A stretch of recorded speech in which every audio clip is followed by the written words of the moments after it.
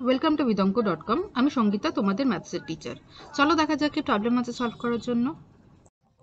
একটি অংশীদারি ব্যবসায় পৃথা ও রাবেয়ার মূলধনের অনুপাত 2:3, রাবেয়া ও জেসমিনের মূলধনের অনুপাত 4:5 হলে পৃথা, রাবেয়া ও জেসমিনের মূলধনের অনুপাত কত হবে তা হিসাব করে লিখি। আচ্ছা দেখো, তাহলে দেওয়া আছে Pritha is to Rabeya. Pritha is to Rabeya মানে পৃথা আর রাবেয়ার মূলধনের অনুপাত দেওয়া আছে 2:3।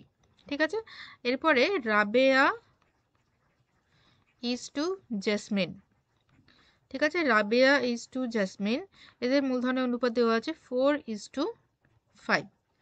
ওকে, তো তাহলে দেখো রাবেয়ার যে অংশটা এখানে দেখো দেওয়া আছে 3 আর এখানে আছে 4। ঠিক আছে, আমাদেরকে কি নির্ণয় করতে হবে? Pritha is to Rabeya is to Jasmine. ঠিক আছে, তো তার জন্য কি করব আমরা? রাবেয়ার যে অংশটা সেটাকে সমান করব। ঠিক আছে, রাবেয়ার যে ফ্র্যাকশনটা সেটাকে আমরা সমান করব। তো সেটাকে সমান করার জন্য কি করতে হবে? দেখো 3 আর 4 এর লসাগু হচ্ছে 12। ঠিক আছে, তাহলে দুটোতেই আমরা 12 নিয়ে আসব। ঠিক আছে, তো মানে যে রাবেয়ার যে অংশটা সেইটাকে, রাবেয়ার যে ফ্র্যাকশনটা সেটা আমরা এখানে নিয়ে আসবো 12।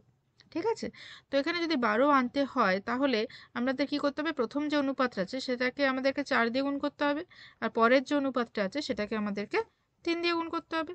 ঠিক আছে, তাহলে যদি 4 দিয়ে গুণ করি তাহলে প্রথম অনুপাতটা কি আসবে?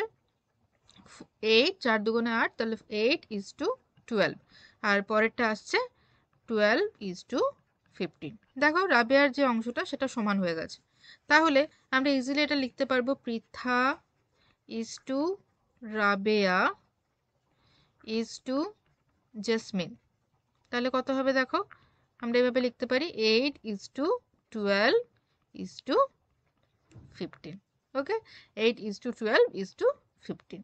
তাহলে এটাই হলো পৃথা, রাবেয়া এবং জেসমিনের মূলধনের অনুপাত। Okay, so this is our answer. Thank you for watching vidonko.com। অঙ্কের আরও প্রবলেম এবং সলিউশনের জন্য আমাদের ওয়েবসাইট অবশ্যই ব্রাউজ করুন।